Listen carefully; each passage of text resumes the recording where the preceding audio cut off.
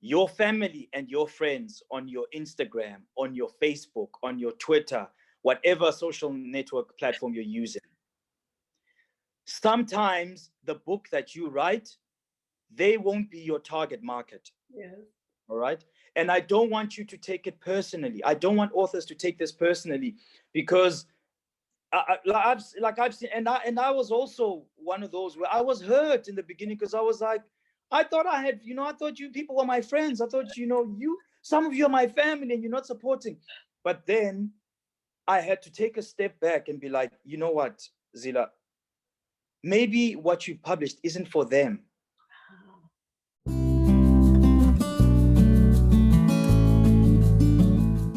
Born and raised in South Africa, Zila Mbekela always had a dream of playing sports.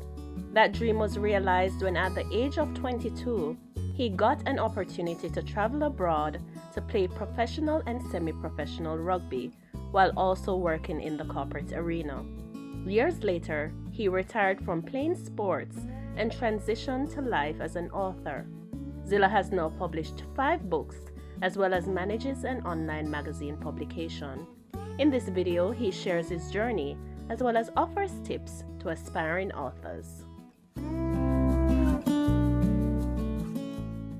So Zila, thank you so much for being on the channel with me today. Thank you for taking the time. I know that it's late.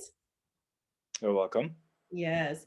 So before I spoke to you, this thought came to me. Everything is Mhm. possible to the one who believes. Do you think that is true? It's a Bible verse. What do you think about it? Of course, before anything, happens for you, you have to believe it 100%. It's one of those where, even sometimes when others don't see your vision, but if you believe in that thing, like if, truly believe in it with your heart and soul, then, it has to come forth. It has to happen for you. Absolutely. So I definitely believe in that. Okay. And I know you grew up in South Africa, right? And Yes. you told me that when you were younger, you had a dream to become a sportsman. Yes. So, I mean, I've been playing sports for as long as I can remember. It was just one of those things, that I guess it was just a good way to balance my life, type of thing. Because I mean, I was into school as well, but I always looked forward to sports because it was just my way of hanging out with my friends and just my way of just getting to see parts of South Africa. Mm, And the older I got, the more I started getting really dedicated to the sports that I played. And as a kid, you start dreaming. You travel to all these different places within South Africa. I hadn't been abroad yet. And you start to think to yourself that, what, you'd love it if this was your life, one day. And of course, with television and everything, we got to see and watch, pro sportsmen on TV. And you're like, what, I want to be on TV. I wish I could do that for a living. So that's where my dream, started. Yeah, I'd say that's when it began.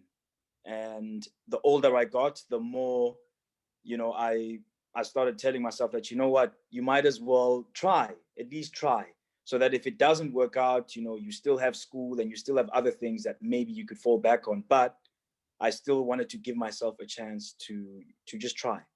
and I'm happy that you did. Zila, you are my goals, right? You have lived. No, no, trust me. I shouldn't be. I shouldn't be. I Trust me. mean, I mean, in terms of travel, because you have lived in over 5 countries. 6 if you count South Africa as well. 5 outside of my home country, South Africa. And I mean, to begin with, that was never the plan. Like, I always thought that if I was going to play abroad, I was maybe going to play in one country, Mhm. But what the funny thing that started happening is when I got an opportunity to play in this country, opportunities just started opening up. The world just literally opened up for me, man. And I guess I just took every opportunity that came my way, to follow up and just go play in this country and that country and that country and experience different cultures. And I believe that that's what ended up, creating the person that I am today, is, being able to learn other cultures, learning other languages as well. I mean, I spent some time in France where I had to learn a bit of French. Now I'm in Japan. Obviously, I don't play sports anymore, but I've had to learn a bit of Japanese. And my reason for coming to Japan was also because of rugby, and to work as well. So yeah, just experiencing different cultures and the world opening up for me. It literally is better than what I anticipated it would be. You know, Okay, and all of that started from a dream, just the a seed dream. that you had. Yeah, yeah, I'm yeah. curious, at what age did you leave South Africa? So I left South Africa at the age of I was going to turn 22 that year.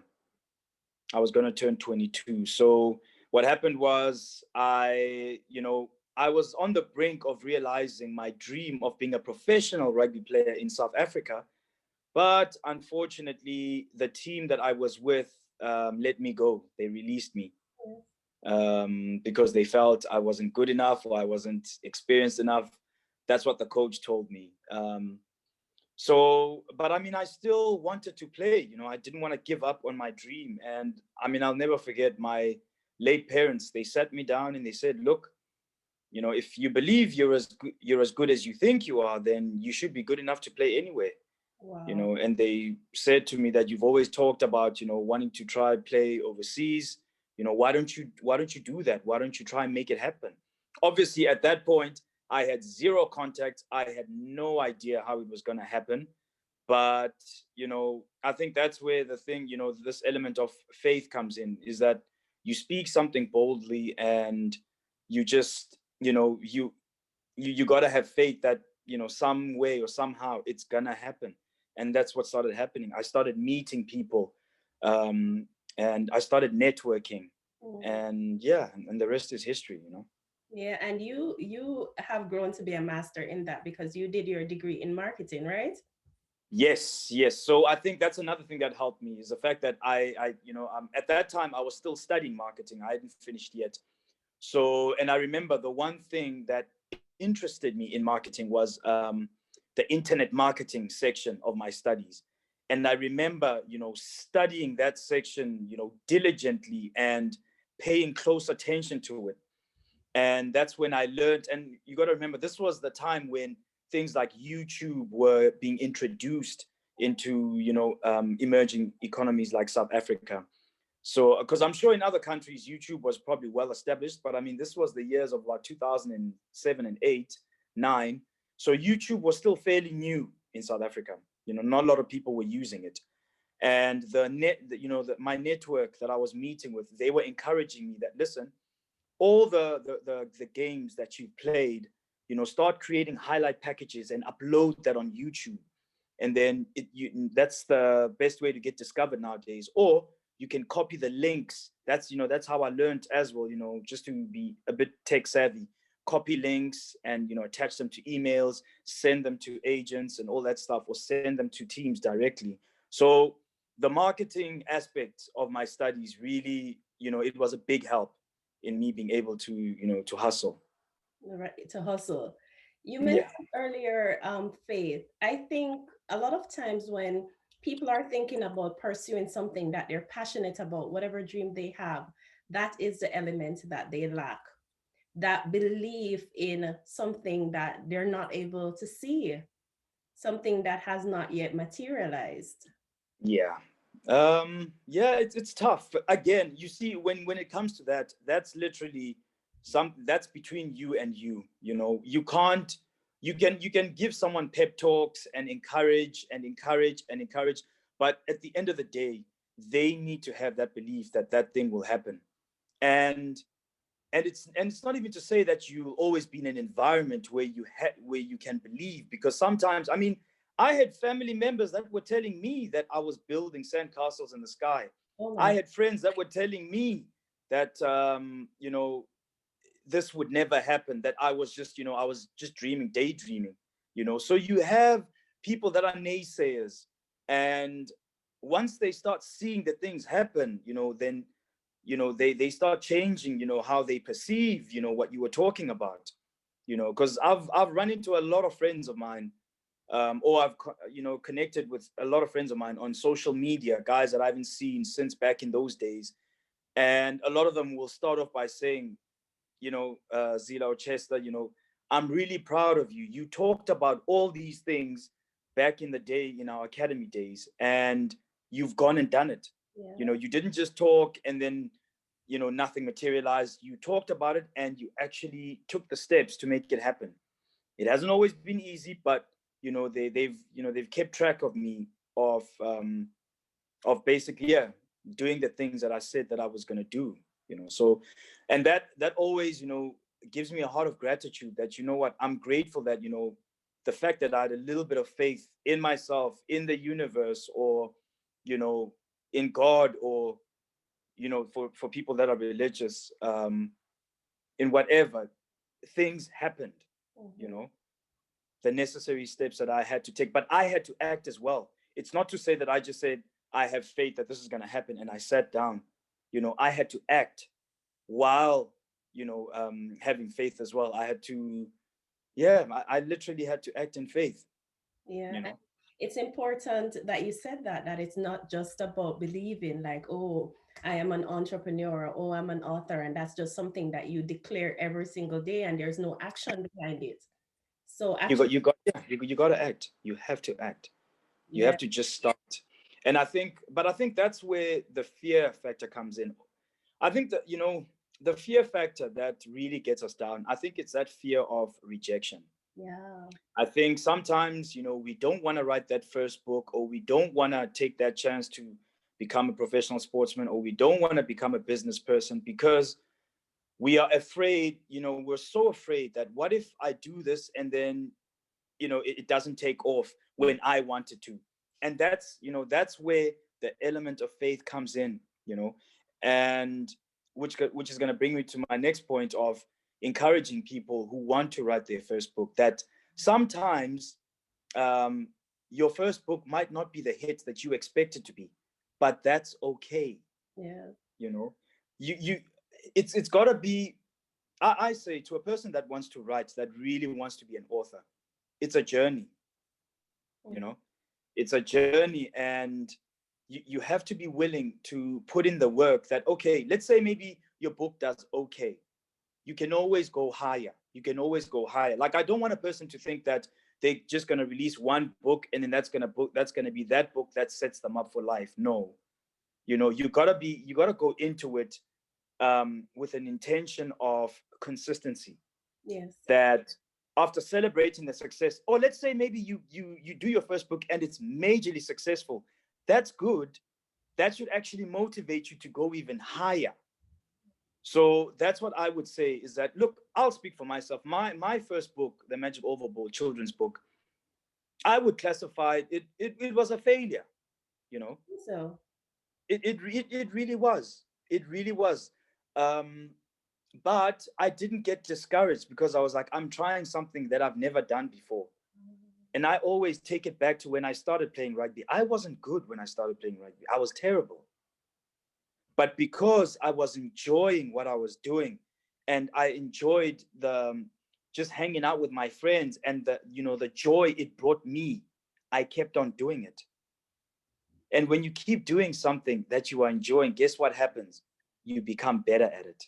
uh, My second and third book, and now my fourth book, have been doing very well because I enjoyed the process. I wasn't trying to be a fly by night. I was actually getting into this and trying to make sure that I'm documenting, parts of my life and parts of history that I can share with the world. And it's a journey. One day, this journey is also going to come to an end. I'm going to move on to something else. But while I'm here, I'm going to make sure that I become the best writer that Zila or Chester, or whatever people want to call me, that I can be. You that is one of the main reasons that I wanted to talk with you today, Zila, because Uh-huh. your journey, your story, and just your life as an author is such an inspiration to me. Because I remember when we were talking, and I told you, like, I have another project for this year, And you were Mhm. telling me like every day you're writing. You're like, Sandy, I'm writing between these hours. And I'm like, wow. Because I'm trying to, because I want to get better. That's the thing. That's the only way to get the repetition, Sandy. I promise you, repetition, man, repetition. I've always known. Thing is, I've always known I'm not the most talented person in the room. Like, I'm really never gonna stand and tell people, oh, I'm the most. No, I'm not the most talented. It's my work ethic that brings things, that helps me manifest things. It's my work ethic. So one thing that I learned from a young age, I was blessed to have two hardworking parents that I got to see work hard. And also I learned work ethic for things that I wanted to get, you know.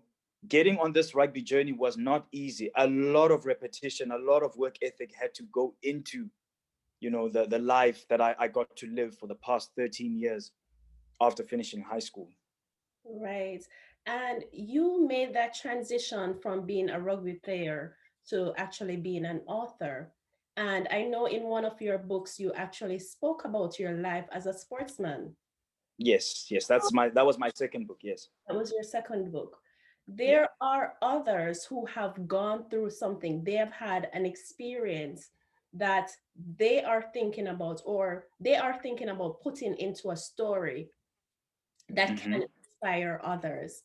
How did you decide exactly what to write? For that, Sandy, it just came to me. To be honest, it just came to me, because, like I said, when I was, during my days of playing, I wasn't really conscious or aware of, how my life was going, because I was just, focused on the next game, or the next contract, or the next journey, the next destination.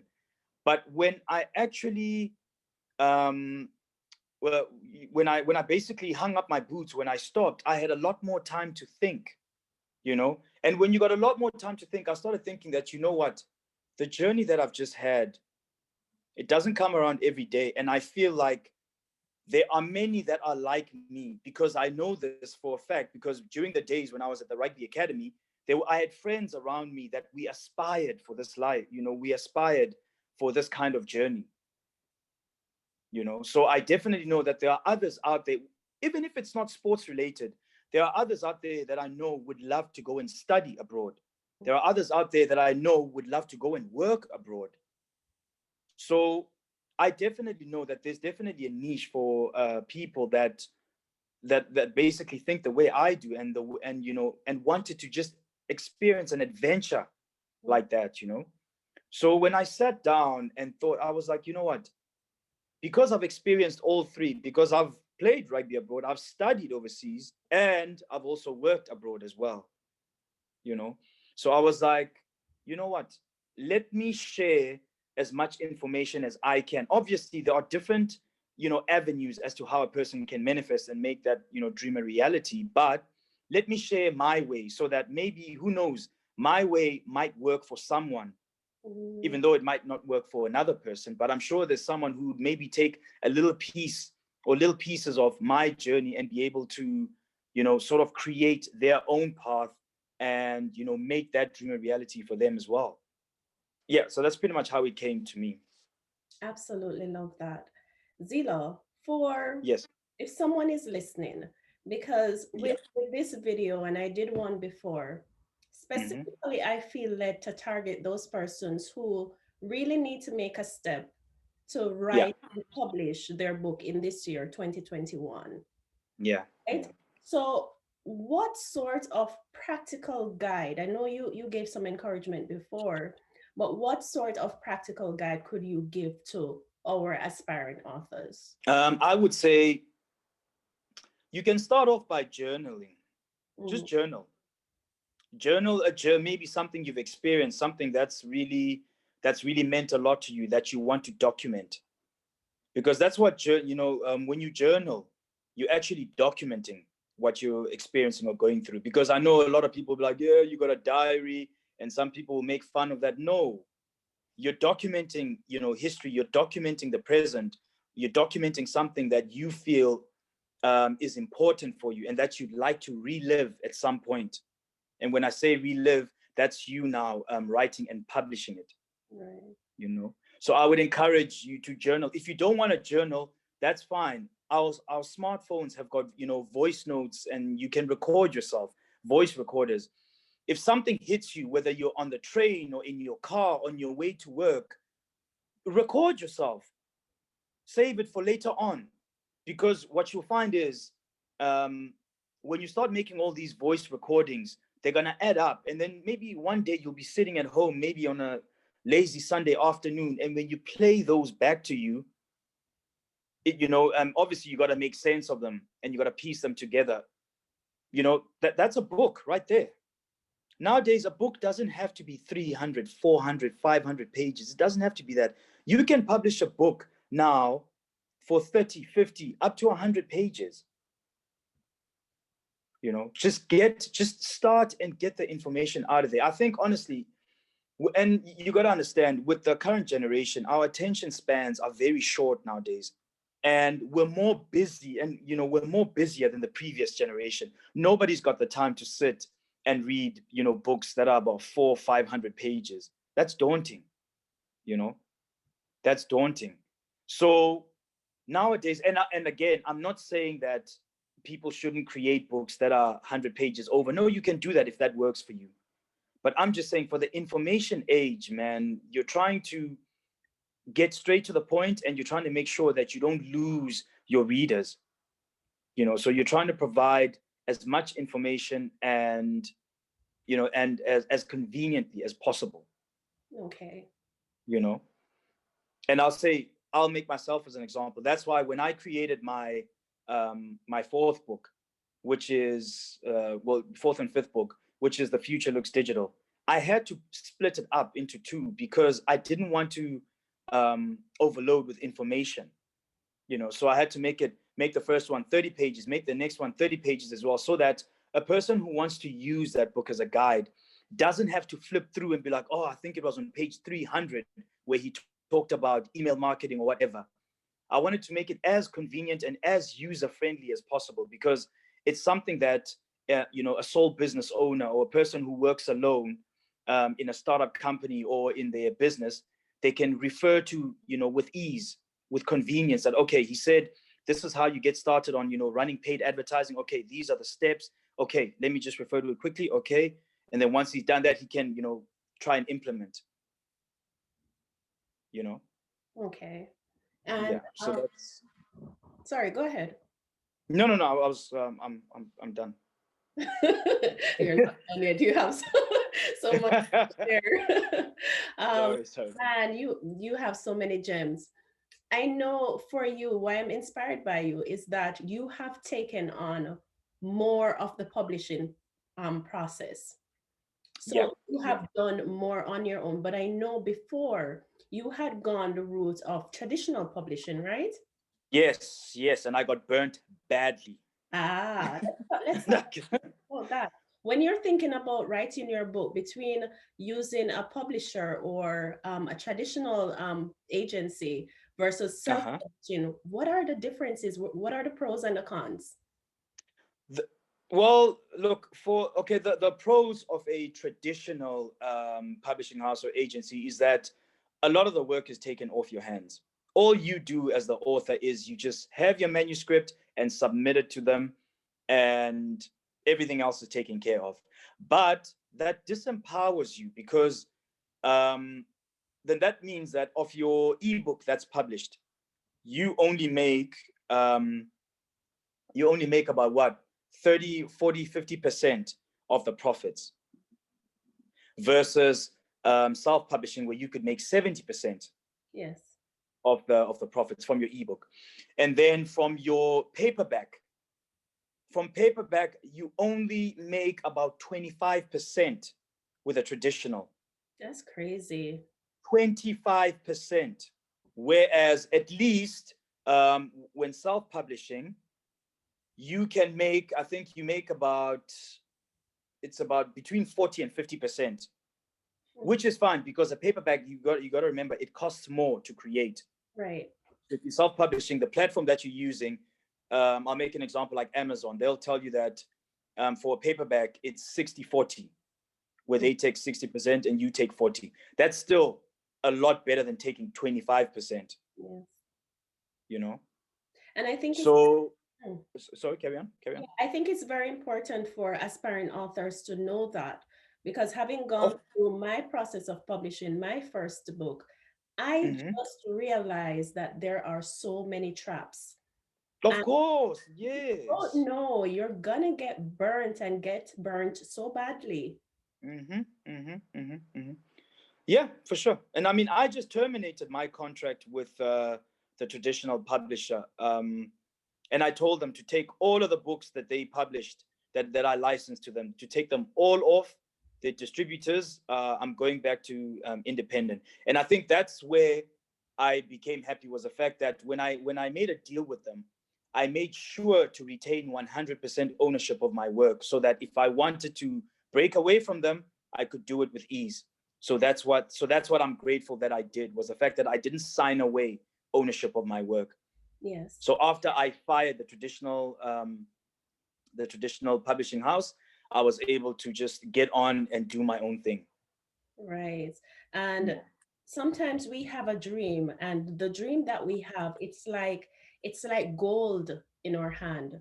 And if we're not careful, if we don't do the research, if we don't know what it is that we are carrying, we can just hand that over to someone else.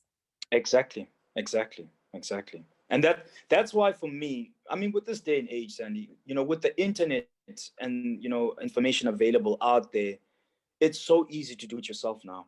Yes. Or if you feel like you don't trust yourself to do to do everything yourself, I mean, you can outsource other things. Like, for instance, for me personally, I wanted to learn everything because, like I said, I want to build my own publishing house, but making sure that the authors I work with, they retain ownership of their work, and they're able to license with other publishing houses. So I had to make sure that I teach myself about cover designing. I had to teach myself, about the editing process. I had to teach myself about the formatting format for a tablet and a smartphone, and also paperback. All of that. I wanted to make sure that I learned myself, because at some point I want to provide those services. But because I've been burned badly, I don't want other authors to go through what I went through. Yes. I want people to retain ownership of their work, so that they can try and maximize and earn as much outside of my publishing. The only percentage I'll take is just based on the distribution channel I offer, and the publishing services. That's all. Okay. And that's very That's all. important. And I like your vision, and I have a similar vision as well. So you spoke about journaling, and that's actually just getting the manuscript, the body of the manuscript.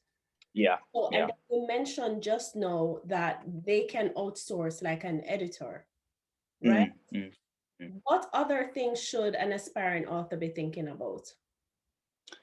I mean, covers. A cover is also important, because the cover that's your marketing. If you don't have a beautiful cover, then it's not going to attract. Yes. It's not going to attract. And I also had to learn this from my first book, because the cover for my first book was horrible, and it was designed by me. It was horrible, horrible, horrible, horrible. But as I kept on practicing, designing covers, I was able to design a new cover and republish my first book. And when I did that, at least it took off a Okay. little bit after that. But otherwise, yeah, in the beginning, I was so down on myself, because honestly, I crashed and burned. But luckily, I don't know, because I've had adversity in my life, and I just dusted myself off, and I just told myself, all right, clearly there's something I didn't do right. What is it? And then, obviously you seek advice. Someone like, all right, maybe the cover, might want to do some work on it. And I took those small steps. But otherwise, yeah, writers could also, yeah, outsource covers, outsource. If they can't format for themselves, they can outsource to make sure that their book is well formatted Yes. for the device that is going to be used, whether it's a smartphone or a tablet. So they can outsource for those services as well. They can outsource. Marketing is also very important. Yes. Very important. And this is one thing I want to say to authors. Your family and your friends on your Instagram, on your Facebook, on your Twitter, whatever social network platform you're using, sometimes the book that you write, they won't be your target market. Yes. All right.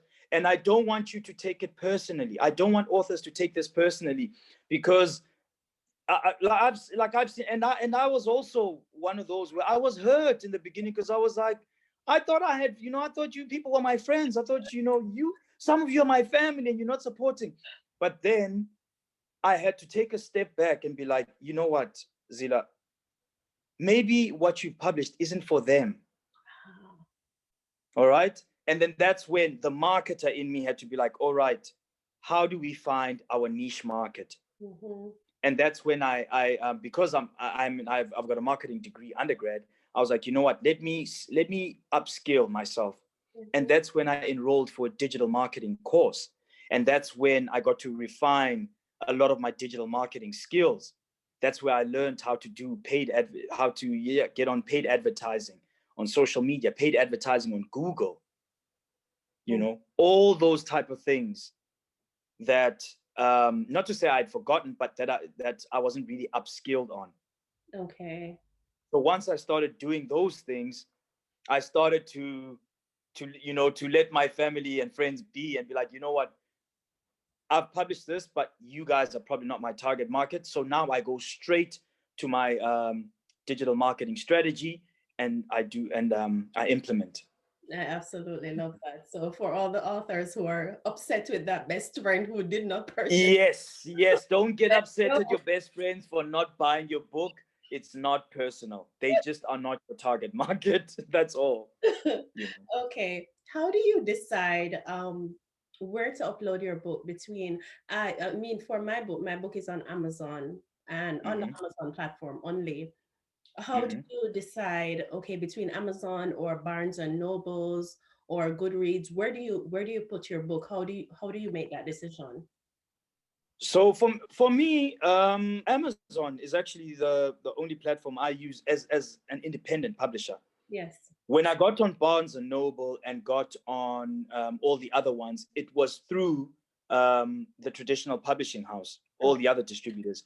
On Goodreads, your book has to be nominated from Amazon, by Amazon. So if your book is getting a lot of traction, Amazon is the one that actually that promotes your book to Goodreads. So Goodreads was a result of my third book doing very well on Amazon. So Amazon promoted it to Goodreads. So it's almost like a marketing push that Amazon gives your book so that it gets even more traction and more sales. Because I didn't upload my book on Goodreads. Okay. All right, that's good. That's good. How do you decide how much to sell the book for? Well, again, that all depends on, I guess, how much content you put out. It all depends. Like if you're going to write a book for 200 pages, then obviously you're going to want a return for your manpower investment. So for me, I mean, again, I'll make reference to my latest book, which is only 30 pages. I mean, that one was easy to just price an ebook $3.50, paperback $7. For there, I do it based on the size of the book, and also for this book, my thing was I didn't want to create a book that I'm going to make expensive, because I know how stressful it is when you're a sole business owner. You've got so many costs. And for me, that's why this book, the target, my niche is literally startups and small businesses, small management enterprises, because I know the headache sole business owners go through. That when you start a business, it doesn't matter what it is. You are the operations person, you are the marketing person, you are the accountant, you are everything in that business. So the way I priced mine, I wanted to make it easily available for business owners, so that they're not like, oh man, there's this guide, but oh my word, it's like $10. No, like ebook $3.50. and paperback $7, so that it's easily accessible. Because I really did write this thing as a way of giving back all the digital marketing knowledge I have, so that people are able to implement for themselves, especially when you're a sole business owner. So you don't have to outsource a lot of um, the marketing strategy tactics. Okay. Would this book, the latest one that you have done, would it be something Mhm. that would be beneficial to authors? For sure. Yes, it would be beneficial to authors as well, because they can implement the strategy as well themselves. Mhm. it's not it's not necessarily, it doesn't have to be a business. It's just someone who has a product and is trying to get that product online and trying to get it to sell. Yes. Because a lot of the times we come up with a product and then we just upload it as content on our Facebook, and then it gets one like, and then we get sad and we get discouraged. Mhm. That's only the first step. Yes, that it is good to create awareness about your product on Facebook. You can post it on your page, and if it gets one like, that's cool. Make sure though that you create a business page. That's where you see, that's all of this information is on the book. Because after you've created a business page, even if it's for your book, it can be an author page. Yes. That's when you can upload the information about your book and upload the links. And that's where, again, I'm going to leave it there. They can check out the book. That's where you can start running your paid advertising campaigns. It's on your business pages or your author page Okay. on your social media platform. But Okay. all the info is in the book. So I'm not going to say anymore. Get a I'm copy. not going to detail the steps, but I'm just saying that that is the best way to get started. You could be an entrepreneur, you could be an author, any person, excuse me, any person who's got a product to sell Yes. can literally apply these steps that I've detailed in my digital marketing book manual. Okay, and guys, I encourage you to get a copy of Zila's book manual. I'm gonna place the link in the description, and of course, tell you where you can get it and how much. Zila, the thing that jumped out is that you said your book is 30 pages. You Yeah. mentioned it before that the book doesn't have to be over 100 pages. If there's Mm-hmm. an author, you have something that you want to share, it's a powerful story, you have your insights, you have your lessons, you can compile those lessons into something as small as 30 pages, 50 pages. You can market it well, and it is something that you can earn from. Yeah, it just has to be valuable, Sandy. That's all. It doesn't matter the scale and size. Look, if you have a big story to tell and you want to do it in one book, that's fine too. But all I'm saying is, if you've got something and it can be as small as, because on Amazon, all it takes to publish, you just need 26 pages and you can publish a paperback. That's all you need is 26 pages. So for me, with the 30 pages I have, I know though it's 30 pages of valuable information. And you have to remember, with this pandemic that we are in, traditional marketing methods are a thing of the past. No one wants to meet face to face now to discuss a marketing strategy. Yeah. Everything now is being done online, you know?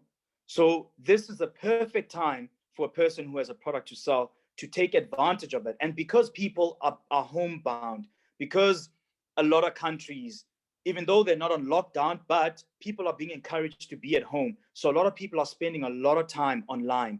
If you're running paid advertising campaigns, chances are those people are they're gonna get to see your advertisement, whether it's on their Instagram or on their Facebook or on their LinkedIn or whatever, YouTube, whatever, Google, it's gonna pop up, so it's just about taking advantage. And another thing, when you go online, it opens up the borders. So if you're a famous author from Jamaica, that means once you publish that book on Amazon, yes, once you publish that book on Amazon and you get on online marketing, digital marketing, the borders have been opened. You no Mm. longer become just an author in Jamaica anymore.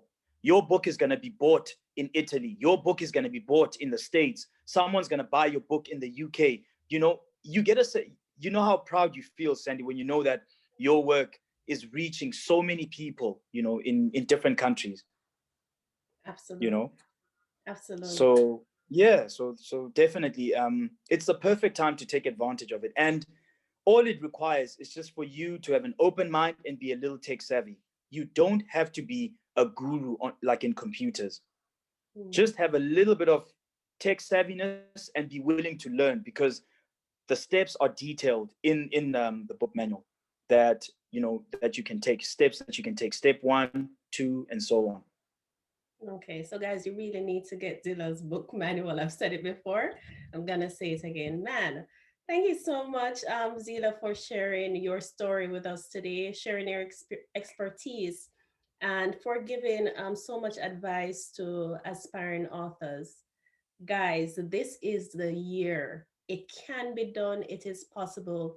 Zila's story is just proof of how possible it is to attain that dream if you believe and, like he said, work towards it. So, guys, get writing. Get writing. It is very possible. Get started, and just keep the vision in mind, and yeah, just stay motivate yourself. Watch YouTube channels. There are a lot of authors on YouTube that share their stories as well. That's what kept me motivated most of the time as well. Right, absolutely. Thank you so much, Zila. Okay. All right, you're welcome, Sandy. And thank you guys for watching. Bye. See you next time. Take care. Bye.